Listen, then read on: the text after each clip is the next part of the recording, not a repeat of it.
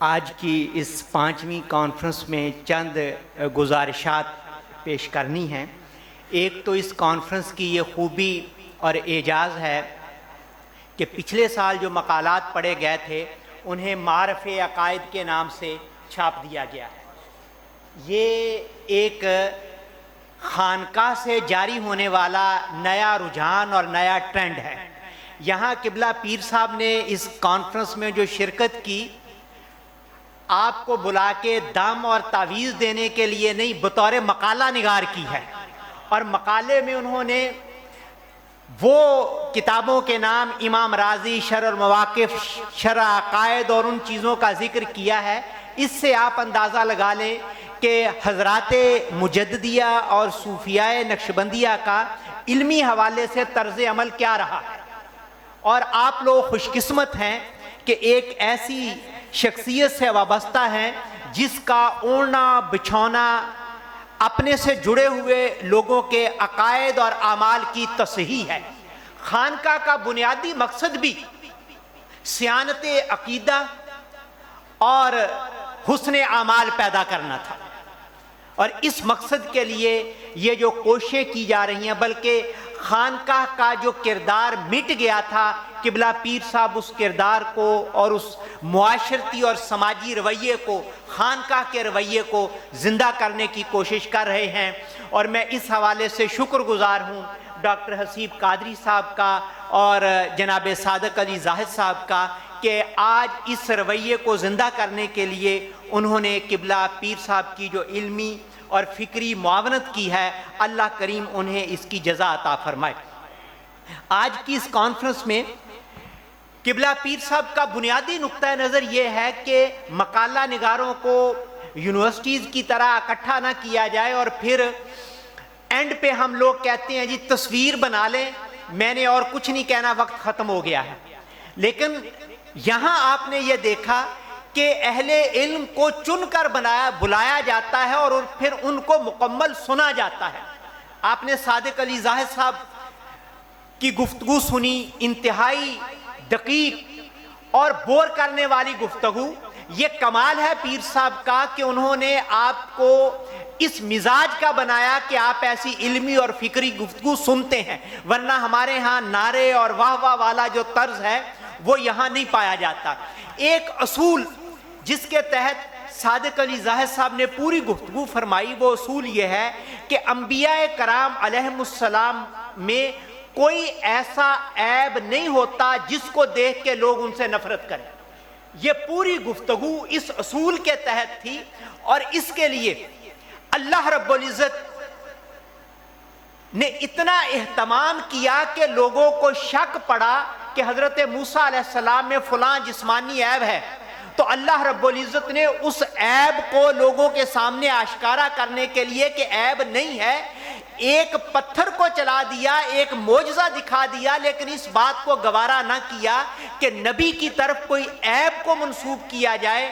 کجا کہ مرزا غلام احمد قادیانی جو سر تصفا ایک پورا ہاسپٹل تھا، ہم جب ایف اے میں پڑھا تھا تو ایک کہانی وہاں پڑھی تھی، اے مین ہو واز اے ہاسپٹل،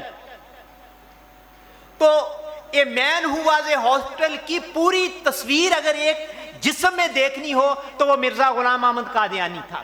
تو اس حوالے سے جناب صادق علی زاہد صاحب نے بڑی خوبصورت گفتگو فرمائی، اور مجھے افسوس رہے گا کہ میرے بھائی ڈاکٹر حسیب قادری صاحب کی گفتگو اگر عقائد اور اعمال کے حوالے سے پوری ہوتی، اور آج ہم انہی کی گفتگو کا وہ جوش اور وہ جذبہ اور انحرافی رویوں کے خلاف ان کی غیرت ایمانی وہ کس قدر ہے، اللہ رب العزت موقع اور وقت دے تو انشاءاللہ ہم ان کی گفتگو کا بقیہ حصہ بھی، اور میں یہ بھی امید کرتا ہوں کہ جس طرح یہ کتاب میں پچھلے سال کے جو مقالات تھے جس میں مصادر اسلامی میں عقیدہ ختم نبوت کی اہمیت، ڈاکٹر عمران نظامی صاحب کا بہت خوبصورت مقالہ ہے، حضرت عیسیٰ علیہ السلام کے رفع و نزول کا عقیدہ، حسیب قادری صاحب نے بھی اس پہ اشارہ کیا، ڈاکٹر آصف رضا صاحب نے بہت خوبصورت علمی گفتگو فرمائی تھی، رد قادیانیت کیوں ضروری ہے، اس میں مبارک سیدنا احمد صلی اللہ علیہ وسلم کی معنویت، صوفیہ کرام کا عقیدہ ختم نبوت، قادیانی نوجوانوں کو دعوت فکر، عصر حاضر میں عقیدہ ختم نبوت کی ضرورت و اہمیت، یہ وہ مقالات کے عنوانات ہیں جو اس کتاب میں شامل ہیں اور چھپ چکے ہیں۔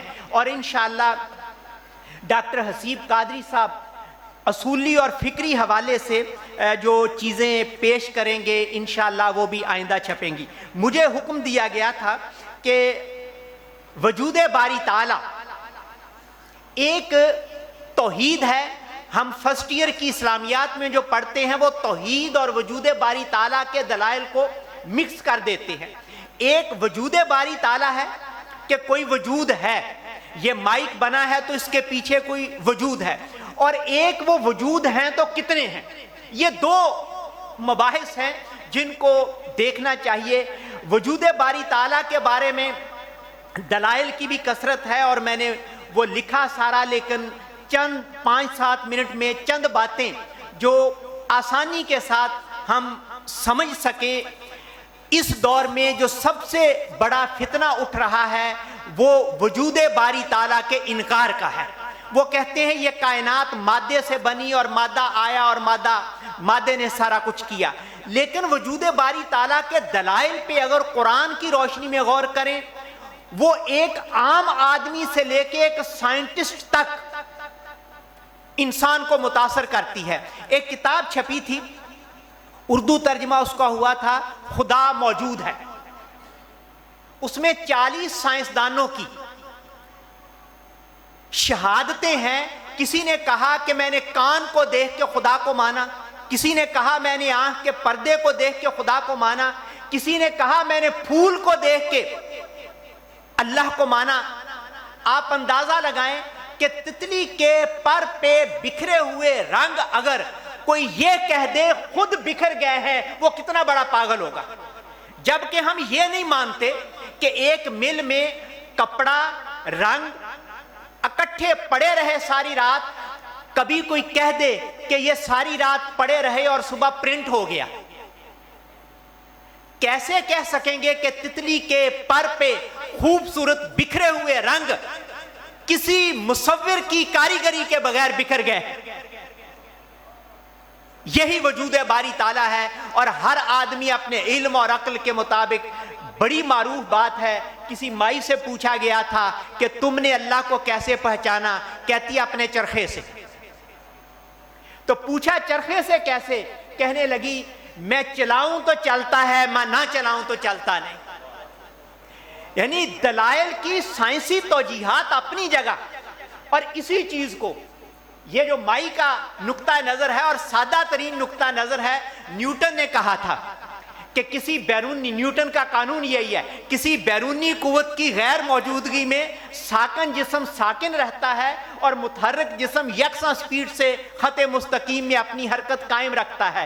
ایک مائی کا اسلوب اور ایک سائنسدان کا اسلوب، دونوں کا اسلوب اور دونوں کا طریقہ کار یہ ہے کہ وہ ثابت کر رہے ہیں کہ وجود ہے، لیکن دونوں کا انداز، ایک کا انداز وہ جسے ہم پنجابی میں جھٹکا کہہ لیں، اور ایک کا انداز پڑھا لکھا۔ نیوٹن نے جو کہا، مائی نے اپنے چرخے کے ذریعے اسی بات کو ایکسپلین کر دیا۔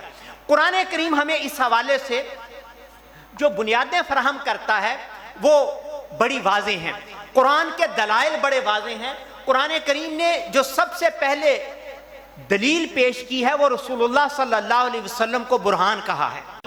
جماعت اہل سنت کے ایک بڑے عالم امام اہل سنت غزالی زمان رحمۃ اللہ علیہ، سید احمد سعید کاظمی رحمۃ اللہ علیہ نے کہا تھا کہ اللہ کے وجود کی جو دلیلیں ہیں کچھ بولنے والی ہیں اور کچھ خاموش ہیں، کچھ دلیلیں صامت ہیں اور کچھ ناطق ہیں۔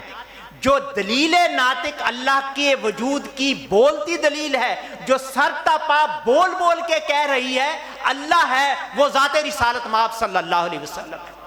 اور آپ نے ایک بڑے معروف، یعنی ذات رسالت مآب کا تو اپنا تقدس اور عظمت، ایک شاعر جوش ملی آبادی، شاعروں میں بھی وہ شاعر ایسا ہی تھا کہ لوگ اس پہ سوال اٹھاتے ہیں۔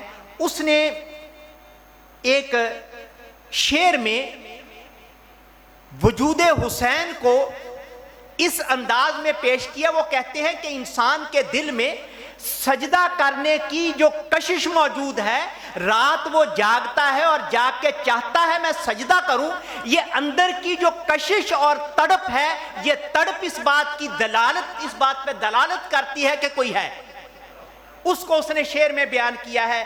کہتا ہے ہاں وہ حسین جس کا عبد آشنا ثبات, یہ ثابت قدمی کی جو مثال قائم کی ہے. کہتے ہیں کہتا ہے گاہ گاہ حکیموں سے بھی یہ بات, جو عقل مند اور دانا لوگ ہیں ان سے حسین کا صبر و ثبات کہتا ہے. یعنی درون پردہ صد رنگ کائنات, کس کائنات کے جو پردے ہیں ایک کار ساز ذہن ہے, ایک ذی شعور ذات.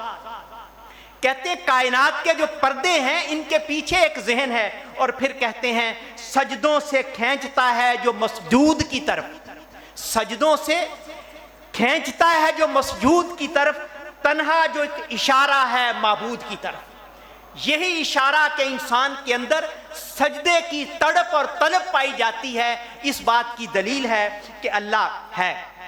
قرآن کریم کے دلائل مختلف انداز کے ہیں.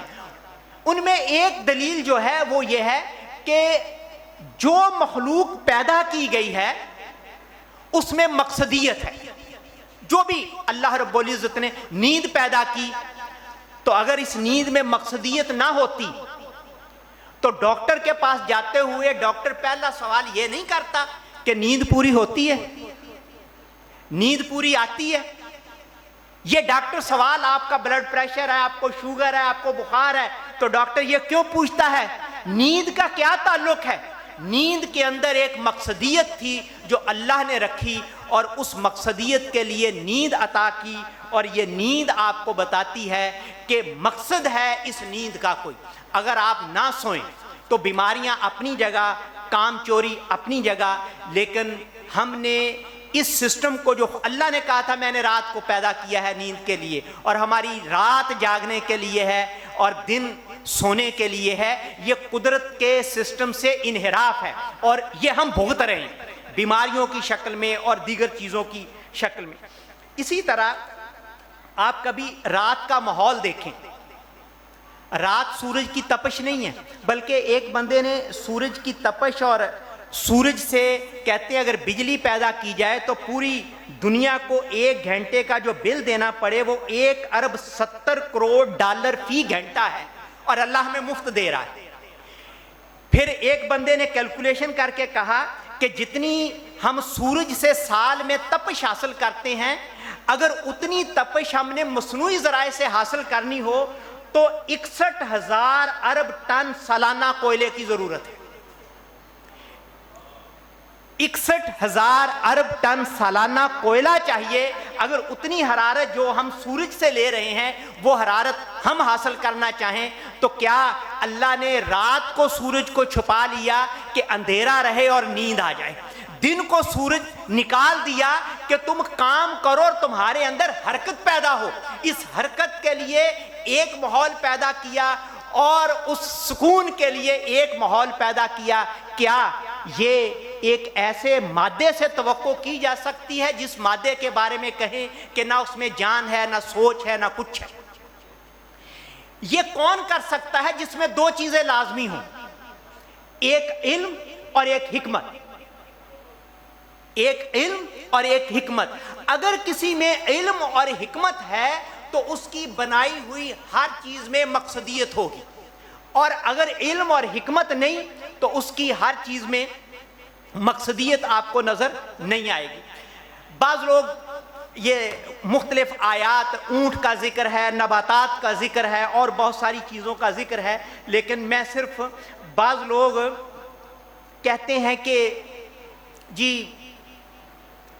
ہر چیز میں تو مقصد نہیں ہے. پوچھا جائے کہتے ہیں جی مرغی کے پر, ان میں کوئی مقصدیت ہی نہیں ہے, مرغی نے جب اڑنا نہیں ہے تو پر کیوں پیدا کیے؟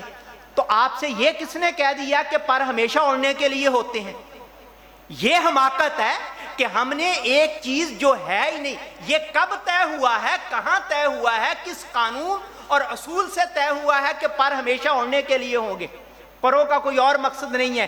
اگر پر ہمیشہ اڑنے کے لیے ہوتے اور مرغی کے پر ہیں تو بتائیے اگر یہ پر نہ ہوتے تو مرغی انڈوں کا کیا کرتی؟ جو انڈوں سے بچے نکلتے ہیں وہ کس طرح نکلتے؟ مرغی اپنے سینے سے اپنے بچوں کو ان پروں کے ذریعے ہی تو لگاتی ہے. یہ کس نے کہا ہے کہ یہ پر ہیں تو یہ اڑیں گے بھی؟ مقصدیت کو سمجھنے کے لیے بھی علم اور حکمت چاہیے. اس علم اور حکمت سے ہم خالی ہیں اور ہم یہ دعویٰ کرنا شروع کر دیتے ہیں کہ جی اللہ تعالیٰ کا وجود نہیں، بس یہ کائنات ایسے ہی چلتی آ رہی اور چلتی گئی. دوسری چیز نظم کائنات ہے. اس پہ اگر آپ کبھی غور کریں کہ آپ گاڑی چلاتے ہیں، آپ گاڑی میں بیٹھے تو یہ تو نہیں ہوتا گاڑی چلنا شروع کر دے، وہ ایک سسٹم ہے منظم. آپ چابی لگائیں گے، گاڑی سٹارٹ ہوگی، پھر گیئر، بریکیں، فلاں فلاں، ایک پورا سسٹم ہے جس سسٹم کے تحت آپ آخری چیز کو پہلے کر دیں اور پہلے کو آخری کر دیں تو کیا گاڑی چلے گی؟ یہی کائنات کا پورا نظام ہے. آپ دن رات اور ان ساری چیزوں کے حوالے سے دیکھتے رہیں تو آپ کو ایک نظام نظر آئے گا. یہاں ان آیات جہاں جہاں یہ نظم ہے، حرکت ہے، وہ ساری چیزوں کا ذکر کیا ہے. لیکن آج امام رازی رحمۃ اللہ علیہ کا بڑا ذکر ہوا تو میں نے بھی امام رازی کی کتاب المطالب العالیہ، یہ ان کی تفسیر سے ہٹ کے علم کلام پہ ایک کتاب ہے. اس میں ایک جگہ انہوں نے توحید پہ یا اللہ کے وجود پہ سادہ سادہ دلائل مختلف لوگوں کی باتوں کو جمع کیا ہے. وہ باتیں 2-3 باتیں صرف میں آپ امام ابو حنیفہ رحمۃ اللہ علیہ کے بارے میں لکھا کہ دہریے آئے ان کے پاس، آ کے کہنے لگے کہ جی اللہ کے وجود پہ دلیل دو. تو امام صاحب کہنے لگے ذرا ٹھہر جاؤ، میرے ذہن میں کوئی اور بات چل رہی ہے، اس سے فارغ ہو لوں پھر میں آپ کو دلیل دیتا ہوں. تو لوگوں نے پوچھا کون سی چیز تمہارے ذہن میں چل رہی ہے؟ تو امام صاحب کہنے لگے میں کاروبار کرتا ہوں، بزنس کرتا ہوں، تو میری ایک کشتی ہے، وہ سمندر کے پار ہے، ادھر سے آ رہی ہے تو میں اسی میں گم ہوں. اس کشتی کا کوئی ملا نہیں ہے. وہ کشتی جب ادھر آتی ہے تو خود سامان اتر کے زمین پہ آ جاتا ہے، پھر کشتی خود چل کے واپس چلی جاتی ہے.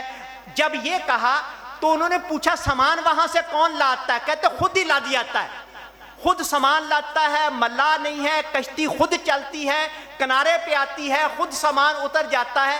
امام صاحب کہنے لگے میں اس چکر میں الجھا ہوا ہوں. انہیں کہا کیا تم پاگل آدمی ہو؟ تو امام صاحب رحمۃ اللہ علیہ نے فرمایا یہی میں کہنا چاہتا تھا کہ جو کہتا ہے کہ وجود نہیں ہے وہ پاگل ہے. وجود ہے. اگر ایک کشتی کا وجود ایک سمندر میں تیرنے کے لیے ضرورت ہے ملا ہو، چپو ہو، وہ سارے اسباب ہوں، اور سامان کو کوئی اتارے بھی، سامان کو کوئی لادے بھی، تو جب ایک کشتی کے لیے یہ نہیں ہو سکتا اس پوری کائنات کے لیے کیسے ہو سکتا ہے؟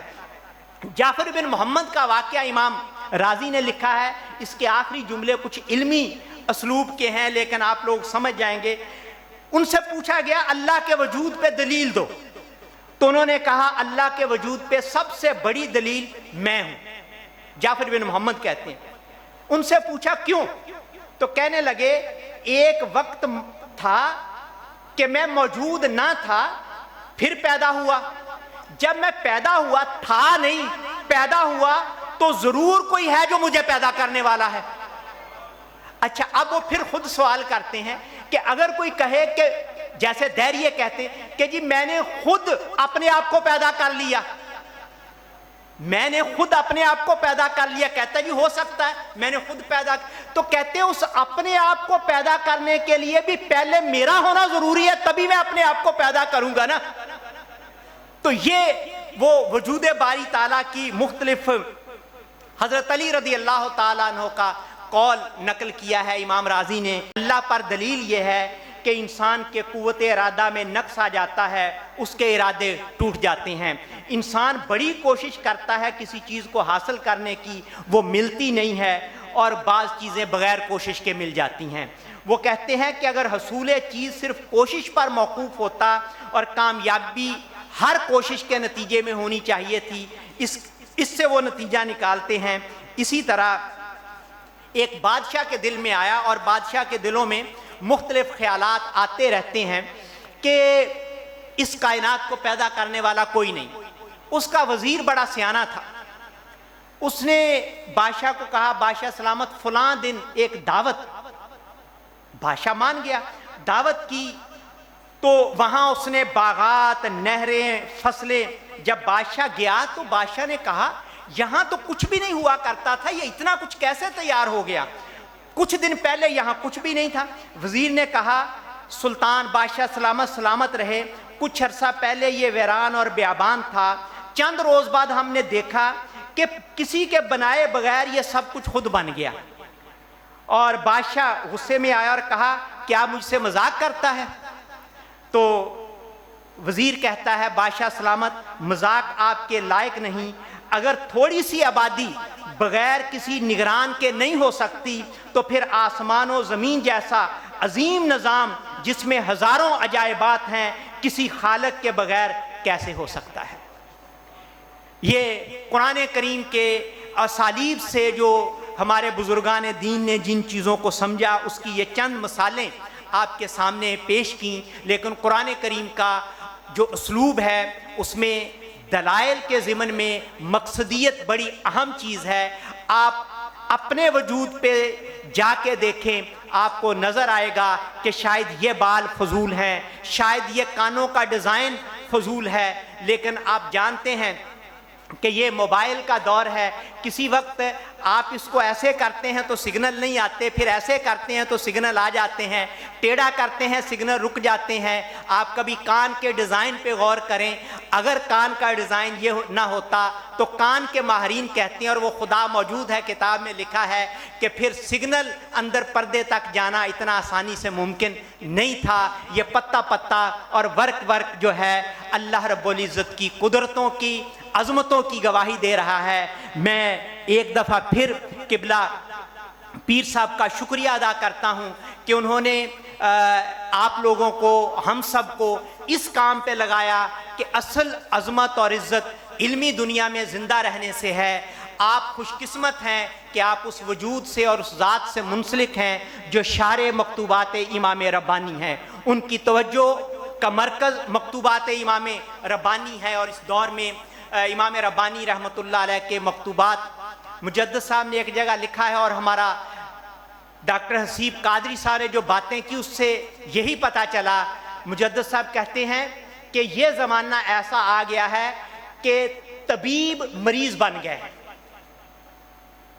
طبیب مریض بن گئے ہیں، تو آج اہل علم بھی جو ہیں وہ دم اور تعویذوں پہ لگے ہوئے ہیں۔ یہ مرد حق آگاہ ہے جس نے طبیب بن کے علاج کی کوشش کی، اور وہ علاج عقیدے کا بھی ہے، عمل کا بھی ہے، دل کا بھی ہے، اور حسن اعمال کا بھی ہے۔ اللہ کریم ہمیں توفیق عطا فرمائے کہ ان کی جاری کردہ اس فکری اور علمی اور عملی روش کو ہم جاری رکھ سکیں، اور اللہ رب العزت انہیں یہ توفیق دے کہ اس کام کو آگے بڑھا سکیں۔ میں تمام مقالہ نگاروں کا بھی شکریہ ادا کرتا ہوں کہ وہ دور دراز سے سفر کر کے تشریف لائے، اور ایک فکر انگیز آج کی کانفرنس کا جو پیغام تھا جس میں ہمیں پتہ چلا کہ نبی کسی ایسی بیماری کا شکار نہیں ہو سکتا جس کو دیکھ کے انسان نفرت کرے۔ آج کی کانفرنس میں ہمیں یہ پتہ چلا کہ نبوت اور رسالت کا لفظ مرزے پہ پھیٹی بیٹھ نہیں سکتا۔ آج کی کانفرنس سے ہمیں یہ پتہ چلا کہ جو جمہور کا رستہ ہے جس پہ ہمارے اہل علم چلتے آئے ہیں، جس پہ شیخ عبدالحق محدث دہلوی، مجدد اہل ثانی اور اعلیٰ حضرت فاضل بریلوی رحمۃ اللہ علیہ یہ بزرگان دین چلتے آ رہے ہیں، ہم اسی رستے پہ چل رہے ہیں۔ ہم نے کوئی نیا رستہ ایجاد نہیں کیا، اور نہ ہم نئے رستے پہ چلیں گے۔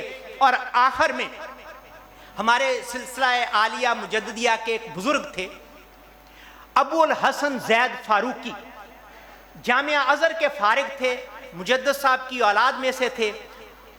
انہوں نے اپنی بیٹی کو ایک وصیت کی تھی، اس کا میں ذکر کرنا چاہتا ہوں۔ بیٹی سے کہا کہ 12 ربیع الاول کو رات جتنا ہو سکے کھڑے ہو کے رسول اللہ صلی اللہ علیہ وسلم پہ ایک دفعہ ہی ہو سکے درود و سلام کا نذرانہ پیش کرنا۔ یہ بات اپنی جگہ ہوگی، لیکن جو آگے بات لکھی ہے وہ یہ ہے کہ تمہیں میلاد منانے سے لوگ لاکھ منع کریں، حوالے دکھائیں، کتابیں دکھائیں، تم نے کسی کی بات نہیں مانی۔ حوالہ شیخ عبدالحق محدث دہلوی، حوالہ امام ربانی مجدد الفسانی، حوالہ اعلیٰ حضرت، حوالہ امام ابو حنیفہ، یہ لوگوں نے اپنے پاس سے بات نہیں کی، جو صحابہ جس روش اور طریقہ کار کو لے کے آئے تھے اسی روش اور طریقہ کار کو ان لوگوں نے آگے بڑھایا۔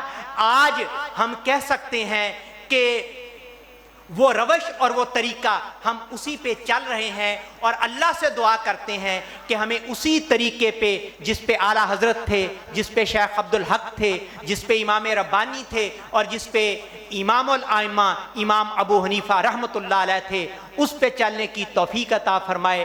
کیوں؟ یہی سبیل المومنین ہے۔ وآخر دعوانا ان الحمد للہ رب العالمین، والصلاة والسلام علی امام الانبیاء والمرسلین۔